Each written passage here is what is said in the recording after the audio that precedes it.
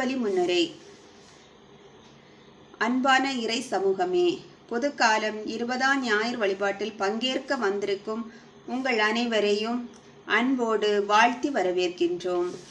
இந்நாளின் மைய சிந்தனை வாழ்வு தரும் உணவு இயேசு என்பதாகும். கடவுள் நமக்கு 2 பெரும் அருட்கொடைகளை தானமாக தந்துள்ளார். 1 நற்கருணை, 2 இறைவார்த்தை. இவ்விரண்டும் கிறிஸ்தவர்களுக்கு 2 கண்கள். இவை நம் வாழ்வுக்கு உயிரோட்டமும் ஊக்கமும் அளிக்க வல்லன. இந்திய நற்செய்தியில் வாழ்வு தரும் உணவு நானே என்று கூறுகிறார் இயேசு.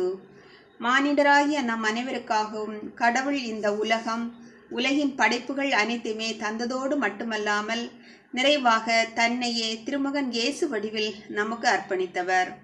ஒவ்வொரு திருப்பலி வழியாகவும் நற்கருணையில் புதைந்து மறைந்திருக்கும் இயேசுவை நாம் உணவாக உட்கொண்டு புது ஆற்றல் பெற்று பயனடைந்து வருகிறோம்.